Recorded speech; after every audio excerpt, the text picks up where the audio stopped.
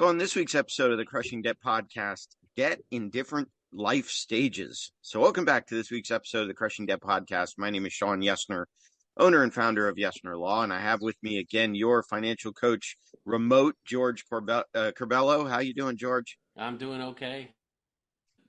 Doing okay, I guess. I don't know. I just feel once in a while you feel like you're just moving along through the day, but I hear that's like old age or something. So I guess I'm just feeling it once in a while in my We back. are we are both remote today because I am still on my 3-state spring break, and I think it was 3 days ago now, 3 or 4 days ago now, that we hiked up that mountain in North Georgia. We Right. went hiking up that mountain. We did, I think it was like 425 steps to get from the base landing up to the top of the waterfall. Amicalola Falls is where we were, Beautiful. and my lower back is still sore. So, You could use a roller. You can lie flat on the ground. There's plenty of hacks. Plenty of hacks for the back. Apparently, that's what I've heard, but none of them work for me. But that's what no, I've heard. when my kids were younger, I would have them walk on my back. Oh, that's a good. That was yeah, but they get heavier apparently when They they get do. older. Yeah, they're too. And I'm sure all of my chiropractor buddies right now are thinking that's a fantastic idea. Good So, job, good job yeah, there, nice Shawn.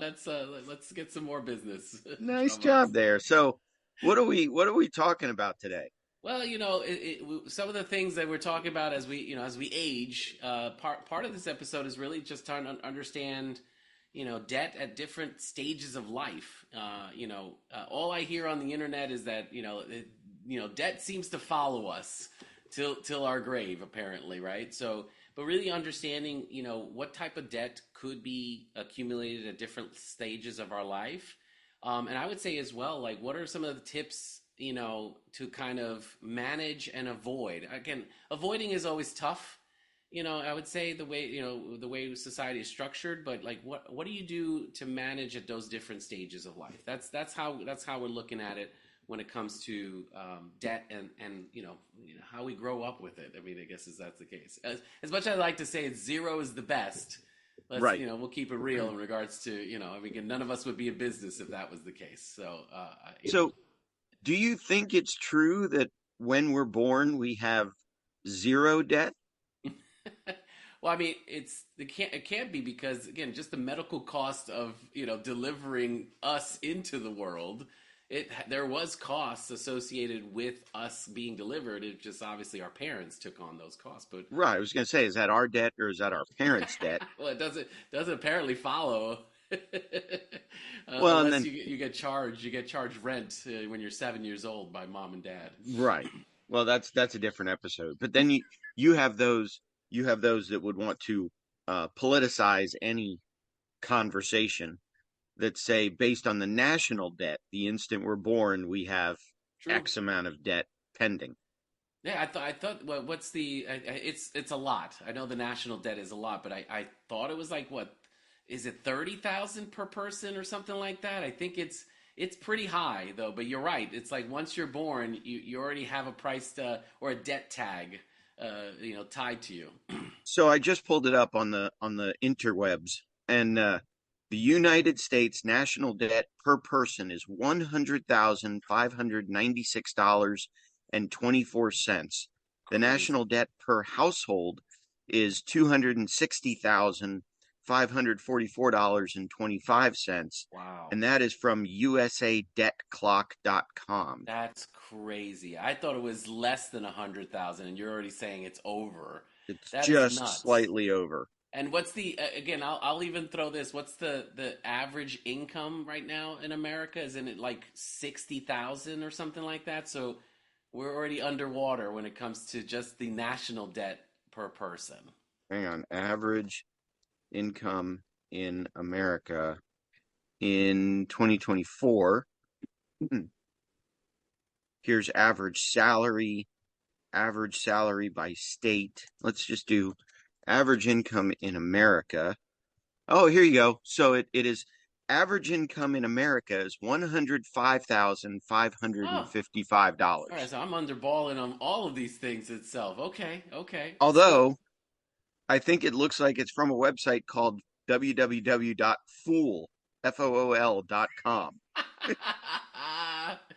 all right.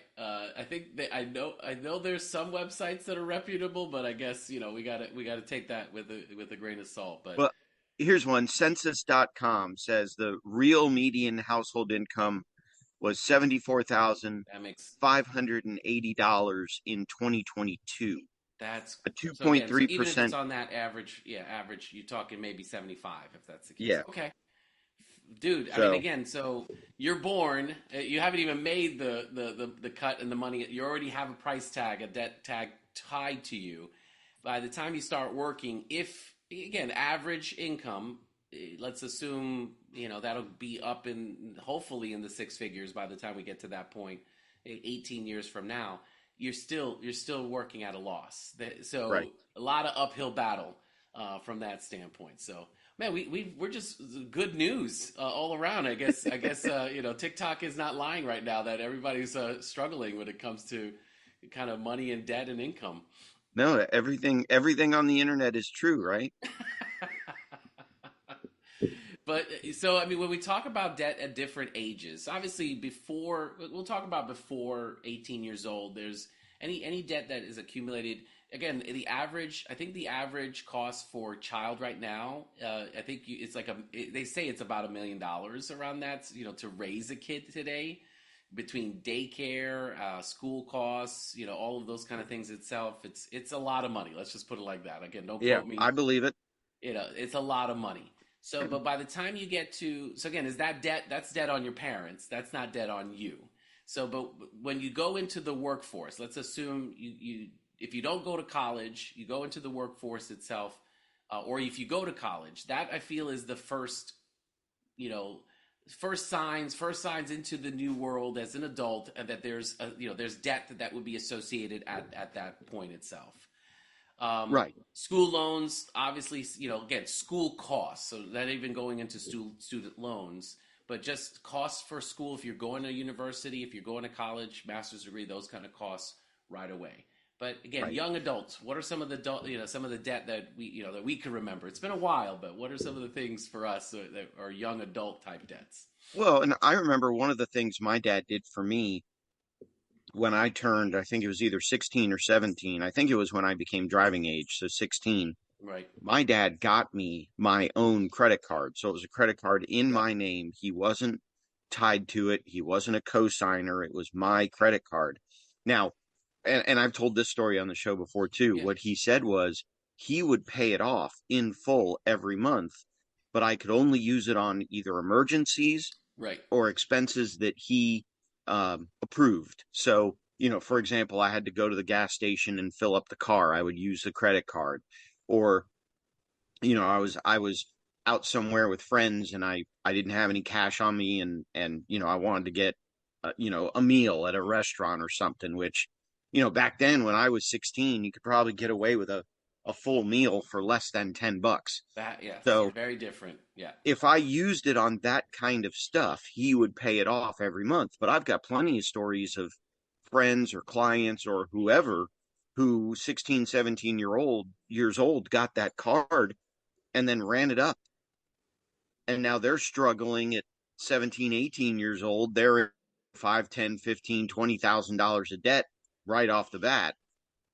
So that's something to be careful of. But that's one of the first debts, going away to college, living on your own, living however many Right. hundreds of miles away from mom and dad. And you've got to learn how to structure your debt, how to manage your debt. How to manage your monthly expenses. And that's your first lesson, really, right? And so you're building credit history, so that you can kind of make some of the bigger purchases.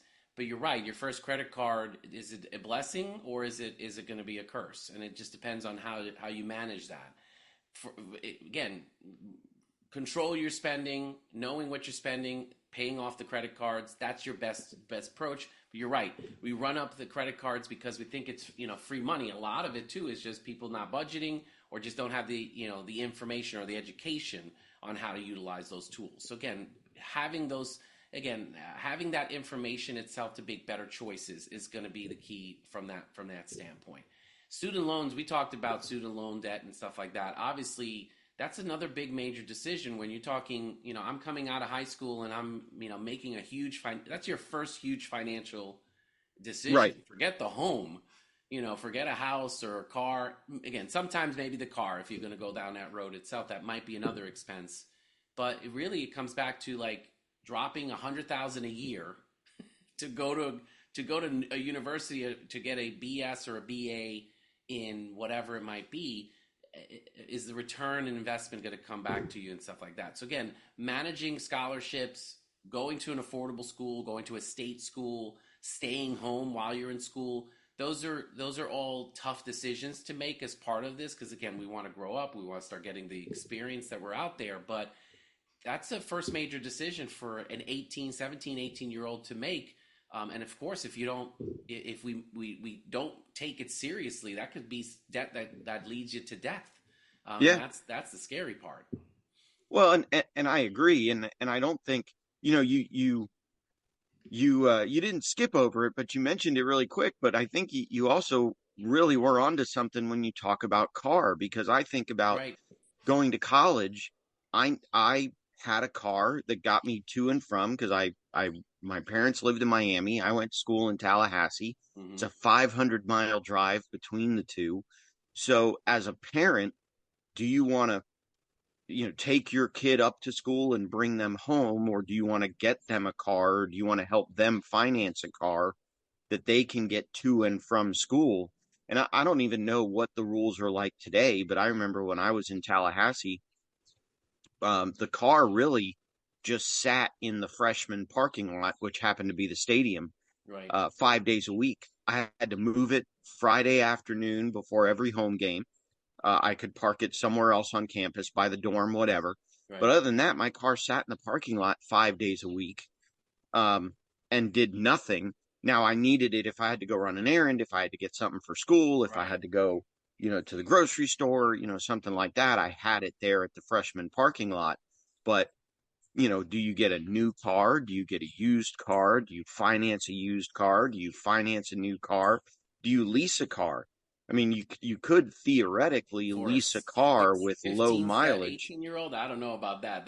That for me worries me, because leasing has its you have to make sure it's in pristine. And these guys, they're new drivers, so I Yeah. would be worried on leasing for. But not that the people do it. I get it, but that for me it would Well, be a risk. I'd be worried about maintenance, but I wouldn't be worried about mileage, because if things are today like they were back then, Yeah. as a freshman, you're not really driving a lot. Yeah. You're putting a chunk of miles to get it to school and get it home. But while you're at school, you're not really putting a ton of miles on it. You're pretty much walking everywhere. Right. But I agree, better to get a car that you can probably beat up a little bit than one that you're going to have to turn in 2, 3, 4 years. I've learned that one already. That's for Yeah. sure. It's like, I got my young drivers, and I've already experienced losing a hubcap, Awesome. a dent in the back of. I don't know where that came from. Okay, yeah, thank, appreciate you. So yeah, I would say I recommend to folks of that age, yeah, don't get something you can beat up, because I guarantee you those kids will do something to it. Although I went the other way. I just bought my car. And so now that we're up here in Tallahassee, I've gone kind of nuts and bought, because I didn't used to put any kind of stickers, or anything I put on my leased cars was something I could take off easily, because I didn't want the dealership to charge me for taking a razor blade and scraping it off. Hmm. But now that I own the car, all bets are off. I'm putting all kinds of FSU stickers on my car. It's all good. Okay. But Hey, at least I know where your priorities are, so there that's you good go. there. So But obviously, our but I advice agree. to our youngins, right, is avoid accumulating debt, and avoid the student loan debt, because that Yeah. seems to be the one that plagues a lot of young folks as well. Go with, rely on scholarships to the extent you can. Talk, parents out there that have kids that are newborn, that are young, start putting away into a college savings plan Right. now, and that'll also reduce your kids' burden when they go to school, if they've got, a 529 plan, or Right. whatever the equivalent of the various plans are. That'll help them that'll help them stay out of debt as well. Makes sense. Love it. All right. So we get into again. It's funny how we went like midlife, but we definitely uh, you know getting past college and we've established ourselves. But what are some of the midlife type debts that we would encounter? Well, again, I fell into the trap of when I was in college, I was very aware of what I spent on my credit card because I knew that if I didn't spend it the way dad approved, dad wouldn't pay it and I'd be stuck with it. But once I was on my own, dad stopped paying that bill. Right. He wasted no time changing that address from his house to my house on the credit card bill. And once I started flying solo and I had to pay off that credit card, there were a couple of months where I was like, yeah, I don't know if I can pay off the whole thing this month or not. So I had to be super careful about getting myself into credit card debt. Um, and then, I got tired of leasing and I figured it was time to buy a house. Right. And so that was a huge expense buying my first house. And what a lot of people don't realize is it's not, and you just experienced this as well. It It's is. not Yeah. just the mortgage. It's now Insurance, you got to get taxes, you got to get a couch. You got to get lawn, furnishing, lawn. furnishing, If you heating, have a water. if you have a pool, if you want to clean it, you got to buy a vacuum cleaner. You got to get Yep. you got to get a new couch. You got to get Yep. a dining room table. You got to get, all that stuff that comes with buying a house. The And maintenance is the all of that stuff maintenance. can be financed. Yeah, and that's the thing. Well, and that's where you get into the trap when you're talking midlife as well. Is it's easy to just accumulate debt, just get debt. Just we'll just buy this on the house on this. We'll get solar panels, put it on the lease, put it on this. It's easy to kind of purchase these things, even though we may not have the financing or the money at this point. It's been made so easy to actually just accumulate all of this, get the debt, and pay for it later. Right. And you don't realize, again, even with renting, you have those costs that may be associated with renting itself.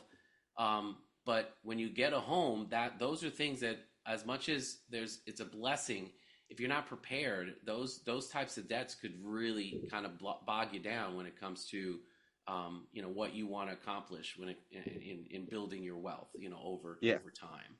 I mean, I personally I have a few months left on the air conditioning unit I bought 3 years ago, Hmm. and I just paid off the dining room table. And now that I've paid off the dining room table, my kids are like, let's go back to the furniture store. We need a new Right. couch. Like, no, the couch works just fine. We don't need a new couch. Needs versus wants is a big thing when we talk midlife because again we work hard, we want to see the fruits of our labor, and I think that's you see that a lot, but we have to be very careful in regards to how we accumulate, how we manage our debts. We talked about the cars, so again I've seen cars at midlife, you get midlife crises which can happen, and then you purchase the luxury car, you need to have the new car, the latest car, those kind of things as well. So we have to be very careful in regards to how much debt we accumulate midlife, and then really start to think about like long-term planning. Where are we in regards to our ability to get to retirement? What does retirement look like? We say 65 or 70, whatever that age might be, but can retirement be earlier? Those are things that we have to think about as part of that planning when we're in that midlife stage. Yeah, and I think midlife, you really need to be careful. That's maybe where you first start this idea of keeping up with the Joneses. Mm-hmm. In other words, I've never been the personality that I need the newest car. I need the most expensive car. I need the sports car. I need the status car. I've never been that way about my clothes. I've never been that way I've just never been that way. But I know that there are people out there that, I am this profession, so I need to be in these types of clothes, these types of cars, Right. this type of a house. Maybe luckily for me, I've been more practical where the reason I got an SUV is because I needed a way to get all my kids' stuff to and from Cub Scouts Right. and the sports field. Otherwise I'd be in a smaller car. Um, the house that I'm in, I don't need to move houses every few years. I don't need the newest furniture. I've got friends buying pool tables. I've got friends buying Right. poker tables. I've got friends. I don't need any of that stuff right now. Correct. So there's no reason to spend the money on it. Well, I mean, if you want to use it, as long as it's paid for, and we're not, entailing or putting more debt towards it, I think that's what we. Most folks are kind of like, again, I'll buy it now. We'll worry about it later. Right. And later always seems to show up sooner than we expect, and that's where we just need to be very careful with. But I agree. Toys are good. Things that we want are nice to have, but we have to make sure we prioritize everything that's needed for the home, everything that's needed for us, work, family, medical, all of those type of expenses. You mentioned as well, if you have kids, your midlife, are we saving for their, that's where you're thinking about saving for their education as the future. Because again, education is going to continue to rise, making, utilizing some of that money during that midlife stage to be able to help the next generation. That's something to also consider. We don't think about it, but it's important to put as part of the planning too. Yeah, and even I think we mentioned last week's episode, when do you start buying life insurance? When do Yep. you start, when midlife health insurance costs kick Yep. in. When you're on your own, you're not covered by mom and dad's health insurance Yep. anymore. Car insurance kicks in when you're not Yep. covered. And that's also another consideration in my mind as to what kind of car, because sometimes newer cars are lower car insurance than older cars. Different models are potentially safer and therefore lower premium than other models. So all of those types of costs in terms of midlife, what kind of health insurance do I have? What kind of car insurance do I have? What kind of life insurance do I have? Right. And it's funny how you get to that point. You're also thinking about protection. It's not just making the money itself, it's protecting yourself from other risks that could be involved as we get older. Because as much as we'd like to think we'll live and be healthy and young at heart, yeah, medical expenses usually increase in midlife going into your later stages. So it's something to also consider when we talk about some of the debts that you would be entailing in that stage as well. Yeah, that Yeah, makes and total sense. I know we're going to talk about medical debt. Maybe we talk about medical debt now. Um, Stay healthy. That gym membership is going to be a lot cheaper in the long run if you Yep. use it than, the medical bills that you might incur later in life. I mean, it took me, I remember, so diabetes is one of the most expensive in terms of um, diseases that you can have. It is Right. one of the more expensive in terms of maintenance. The amount of money that I have to spend on the various drugs that I have to take. I mean, one of my goals is to get off those drugs just because number one, I want to be more healthy. One But thing. number Yeah. two, it costs a lot of money Yeah. to buy, the metformins Yep. and now luckily I'm not on insulin, so I'm not even that high in terms of medical costs. But even the one or two pills I have to take every day, still that's an extra, $100 a month expense that I have to incur. Right. So yeah, take And advantage. all the Young, obviously, young we take for granted. When we're mid stage, the mid stage is it's really once again it's maybe another debt that you're considering when it comes to health, eating better, maybe walking more, or just exercise. But again, that sets you up for the later stages to make sure because you're absolutely right. If you don't right. take care of yourself now, those medical debts, which will be a huge factor as part of midlife as well as later stages as well. So yeah, I And totally agree there. and I do want to just take a quick second and recognize that this is kind of the conversation about an average person. I mean, obviously there are Right. going to be people at every stage that are dealing with different medical issues. There are going to be people at every stage dealing with Good point. different life issues. And that may be a good reason why, to the extent you can, you save up money when you can, so that if you find yourself, you're a young parent and your kid has maybe type 1 diabetes, if you can have that savings account set up, that will help you avoid some of the additional medical debt that you might incur more than a normal, not a normal, more than an average family would incur. So I do want to recognize that we're talking about kind of the average U.S. household here. Makes sense. No, and again, and you're right. It's not that it's this is how everything is or how everybody. It's just more of like kind of breaking up our lives into kind of easy segments to be able to kind of really understand exactly where's some of the mindset. But you're right. Everyone's going to have their situation, and it's something to consider. But I think the basic foundation for all of it is avoid debt, as much as you can, controlling and managing your money on a monthly basis so that you can save more and do more with it. So that definitely, the foundation is pretty consistent, whatever stage of life you're in. So I totally agree with you there. So I mean, from a midlife, the only thing that I would say, again, it's still avoiding debt, multiple debt, consumer debt.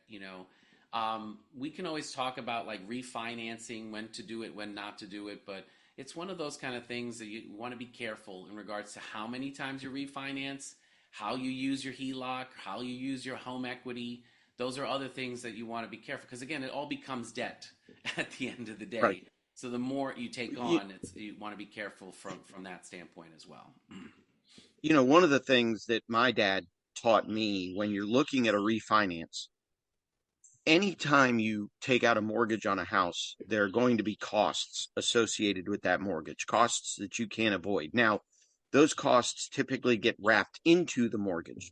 So let's say I want to take out a HELOC of $100,000, HELOC, home equity line of credit, which Yep. a lot of people don't realize is a mortgage against your house. They Right. can foreclose if you don't pay back your HELOC. But let's say I want to take out a $100,000 HELOC, and let's say it's $5,000 in closing costs. What that means is my max ability to borrow against that HELOC is 95,000, because I may not have to come out of pocket 5,000. They'll just put it on the HELOC. So I'm already starting that refinance $5,000 in debt. Down, right? And so one of the things that my father told me, let's say you're going to refinance your house. Let's say you're not going to go the HELOC route. Let's say that my original mortgage is at a 10% interest rate, and I'm going to refinance it down to a 6% interest rate. So I'm going Sure. to save myself 4% a month. Well, number one, you're going out potentially another 30 years, That's because one. the first mortgage was a 30-year, the second mortgage is a 30-year. And if there Right. were 5 years between the two, now I've extended where I'm making mortgage payments another 5 years. Right. But the other thing he said was, you've got to look at, if it costs you $5,000, let's say, to refinance into that lower interest rate mortgage, and your payments are going to drop by $100 a month. Well, it's going to cost you 5,000. Your payments are dropping by $100 a month. Yeah. It's going to be 50 months Yep. before you break even. Yep. And that's what a lot of people don't realize. I didn't have to come out of pocket for any of this stuff, but I added 5 years to my mortgage, and 4 of those 5 years I'm going to be spending repaying what I borrowed With to that get one. into this lower interest rate loan. So that's something that I think a lot of people don't think about when they're talking about a refinance. Makes sense. And again, that there's so much information about that, when to do it, how to do it. So that's definitely, I'm thinking, we got an episode there for a future, Yeah. because I'm thinking more to learn even for myself as I'm, navigating home equity lines to, HELOCs and more, of course, once you buy a home, everybody's like, come on in, Yeah. we got money for you. It's like, okay, all right, we'll avoid that. All right, I but took out, so later stages then, obviously, of our life. When we talk about later life, we got retirement. Again, you had mentioned, you kind of teased on it, it's the medical debt. As we get older, unfortunately, our bodies are not as young anymore, and we have, depending on how well we take our care of ourselves, but we're going to have, inevitably there will be some medical, Oh items yeah. that we'll have to take care of. I mean, That thinking, seems to be the biggest debt at that time as well. yeah, thinking about it right now, I pay $55 a month to go to the chiropractor. I pay, like I said, about $100 a month on my diabetes medicine. Yep.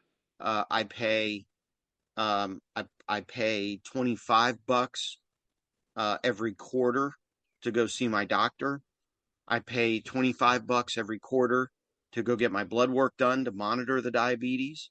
So, Yep. I mean, just that's an extra 200-300 bucks a month out of the budget just because I drank too much beer when I was younger. Could be your DNA too, but I hear you there, Potentially, buddy. potentially. I didn't exercise enough. So, well, there you go. Now you get to run a little bit more then. So as soon Yeah, as this exactly. recording's done, you're gonna go do a 3 mile hike. Hey, I walked. So yesterday we went. So I'm still here in Tallahassee as we Hmm. record this, but yesterday we went. I took the two boys onto campus, onto FSU's campus, and we Nice. started at the stadium. And I gave them a walking tour of campus. And we probably did about, I don't know, 4 or 5 miles worth of walking. Nice. And we took breaks, we had lunch, we sat and rested, we took pictures, we did all that kind of stuff. But yeah, I earned my beer last night. You get one for the I did. I reward. had one. I had There one you and go. I earned it. There you go. I like it. I mean, so you have mentioned, again, some of the challenges that at that stage you talk about. Healthcare costs are always going up. So, depending on living arrangements as well, you might have long-term care that needs to be considered for one spouse or the other or both, depending on that situation as well. A lot of folks at that time too, when we talk about retirement, they're on a fixed income. So there's, unless you're working or continuing to work, you're going to be, having a monthly stipend or something that comes in that gives you what you need to be able to live off of that. And then, of course, if we're coming in with debt that kind of followed us throughout Right. throughout our stages, that is also going to have a strain on the fixed income, on our ability to save, and really just our ability to enjoy those later stages of life as well. So I think that's some of the debt we need to kind of consider at this stage. Yeah, and you say people want to retire, and certainly I do. My wife used to ask me all the time, "When do you want to retire?" And I would say, "Is yesterday too soon?" Right. Um, And the challenge is some people are finding themselves having to work later in life Yep. because they the Social Security isn't enough to Yes. maintain a lifestyle. And if you don't put away enough in retirement, the retirement plus the Social Security isn't going to be enough to maintain your current lifestyle. And so there may be when someone retires, there may be a sense of cutting back a little bit and not living the same way that you used to live when you worked because you don't have as much income coming in anymore. No, and that for me, that's where So again, associated with a financial advisor in your midlife, right? That's the planning that's necessary at that point. There's some debt that would be entailed to that, but that's you're putting away and you're saving, not debt. It's you're saving from your budget, the income that you have towards that right, that kind of building. But when you're in the later stages as well, like how much money do you need per month? That's having a structured plan to be able to get those disbursements to cover those expenses on a monthly basis will be. I mean, Social Security is not going to be enough. We already kind of know that that's the no, case.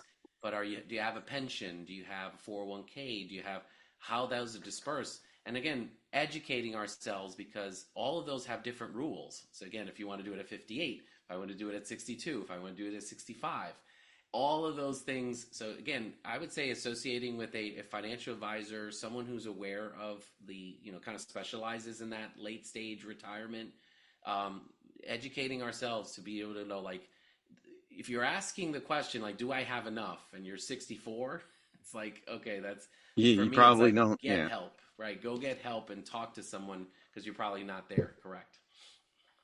Yeah. Although I would also say the earlier the better, because Yeah, if somebody in their 20s saves, $100, $200 a month, or puts $100, $200 a month into a 401k or some kind of IRA, retirement account, Roth, whatever, that $200 a month that you start when you're 20 is going to be a lot more money than if you started that same $200 a month when you were 40 or 50. So the earlier the better. If somebody younger can start putting away something, even 25 yeah, bucks, 50 bucks, whatever, that's going to end up being a lot more money than if they started, somebody that puts away 25 bucks a month when they're 20 years old yep, is going to have a lot more money than someone who starts putting away 200 bucks when they're 40 years old. exactly. And that's the thing is, if you start early, you're able to. It's not like you're going to just do $100 for the rest of your life. You're going to make more Right. money. There's more income that's there. You get the habit early on. You'll be able to build upon that and save more as you progress in your income, as your growth in your income, as you get later in your stages. It'll just the habits there, so you'll be able to save more over time. I think Right. that's the Plus, you have the magic of compounding interest the younger you absolutely are. If you don't know what compounding interest is, it is magic. That's probably another entire another episode of episode. of how The that works. magic of compounding interest. So So, love it. what are Um, some kind of overarching universal tips that yeah. would apply to everybody? So I mean, I think you hinted at it before. Saving, saving, saving. Having an emergency fund is very important to be able to handle those unexpected expenses. I think obviously controlling debt is going to be one thing, but we have to be in the habit of saving. And the earlier you are in regards to investing, setting aside money for the long term, whether it's for you, for your family, or or for kids, whatever it might be, that again, the earlier you start in your journey, that's a big plus for sure. Um, think about and we talk education. I mean, we all still working through this, and we're always learning. You and I are always learning, whether it's right information or wrong. It's we're still learning what's out there. But I think the just educating ourselves in regards to savings and what to do with it, what is investing, what to do with investing, how to really prepare ourselves for retirement. Knowing those things are very important, because again, I think what really hurts people when it comes to debt and their journey is just not knowing Right. what to do. So, do you Well, and I think? think Let me ask you this: do you think like credit score? So we talked a lot about debt, and that obviously debt's tied to credit score. So do you think? What do you think in regards to how to handle the credit score throughout the different stages as well? I think especially when you're younger, you really need to focus on your credit score. So I have kind of a mixed opinion on credit score, because on the one hand, having a good credit score will allow you to get lower interest rates. It'll allow you to get a better interest rate on that HELOC. It'll allow you to get a better interest rate on the car loan. It'll allow you to get a better interest rate, when you do want to finance a new air conditioning system or new furniture or whatever. At the same time, time will heal credit. And in my world, credit is not necessarily as important as debt. People come to me all the time and they say, I'm in this tremendous amount of debt. I need to get rid of debt. And I can get rid of debt. It's relatively simple to get rid of debt. Now, I can't get rid of debt in such a way that maintains a high credit score. So then the person has to decide which is more important, getting rid of the debt and recovering the credit score later, or maintaining the credit score and taking longer to get rid of the debt. So, uh, as you can, if you can, maintain your credit as best you can. Yes, If you ever get to the point where debt becomes overwhelming, I think credit score becomes less important at that point. I agree. I agree. Well, again, if you get stuck into like you paying the minimum payments or in that endless cycle of credit cards and things like that, it might be good for from a credit score standpoint, but if you're building too much debt versus the income, again, debt to versus the income, ratios that are out of whack, that's going to have a detriment to you from a credit score standpoint, and the fact that you have so much that needs to be paid back. So again, it's a fine balance regarding all of these, or how to manage the debts throughout the stages for sure. Right. Um, well, I mean, I see them in the notes we have here, like co-signing loans without understanding the impact. That I feel is student loans, house, car, all of those fall into the same category. I think you know this, and again, I think if you don't know it, obviously, if you've co-signed for someone, if they don't make the payments, you as the co-signer are obligated. So that Yeah. might be, yeah, I It's would be it's called careful there. it it's called joint and several liability. So the bank doesn't care which one of you they get it from. They're going to get it from everyone that co-signed the loan. And once that first person repays it, it's up to that first person to go after the co-borrowers to get repaid that money. So yeah, definitely be careful co-signing loans. I think I mentioned it, and I know I at least talked about it on last week's episode. I have a buddy whose dad passed away, and Yep. they're going to have to refinance his house if they want to keep it. And there's three siblings, and so the three siblings are talking about, do we co-sign a mortgage for the one sibling to live in the house? And I said, well, if you do that, and your sibling isn't able to repay that home loan, the bank's coming after you. I mean, while it's still in dad's name, even though dad is deceased, while it's still in dad's name, the bank can't come after you, your brother, your sister, nobody, because you didn't co-sign for You that didn't loan. co-sign. You're not on the loan, right? I've I've plenty of clients that call me up, I'm getting divorced, and my spouse and I are joint on this debt, and the divorce court is going to say that it's my ex-spouse's responsibility to pay. Well, that's great as between you and your ex-spouse in the divorce court, but if you're joint on the debt, the bank doesn't care. They're going to get it from one or the Somebody's paying. other or both of you. Yeah. So definitely be careful co-signing. Now, some of it might be unavoidable. You want to co-sign a loan for your kid to get a student loan. Stuff like that may be unavoidable. You and your wife are buying a house. Right. Chances are the bank's going to want you to both co-sign on the debt. So Right. some of it may be unavoidable, but to the extent you can stay away from it, I think that would be a good idea. I like that. A good tip, because it's very easy. But I love how you brought it up. In some instances, we might not have a choice when it comes to Right. buying a home, or again, student loan seems to be the biggest example. But I would say to even the parents, like, if you're signing up for those types of loans, we want to be careful that they're not traveling with you till Yeah. retirement. So just keep in mind of that. Ugh. Be very careful. Nervousness. But any other tips, my friend? Anything else? I mean, I think we're at the last stages of our life here.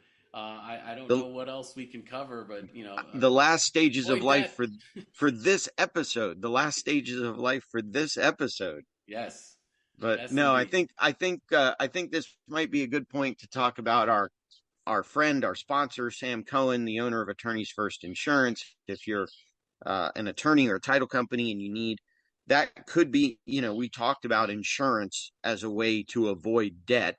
Malpractice insurance is a great way to avoid debt. So if you're an attorney or title company and you want to talk about making sure you're protected from errors and omissions, definitely Sam at attorneysfirst.com. Then you can support us at our Patreon page, patreon.com/crushing debt. Any money that you are generous enough to throw our way goes back into production of the show. Maybe I can buy an external mic for my laptop so that we get better recording quality when we have to do this remote. And then again, the PanCan Purple Stride Walk, the Pancreatic Cancer Purple Stride Walk, that's coming up at the end of April of 2024. Although my intent is to continue on with the PanCan organization beyond that. So if you're listening to this episode after April of 2024, I'm sure I will still be supporting that Right. particular organization. But otherwise, anything else we need to talk about, George? No, I would say follow us on the socials, and keep us in the loop there. And if there's any support or needed that we can give, as your coach, as your bankruptcy lawyer, and as a friend, because we're friends We're friends. now. Gotta love it. Absolutely. So I think I will say then that we hope that you have more money at the end of the month rather than month at the end of the money. And we will talk to you in next week's episode of the podcast.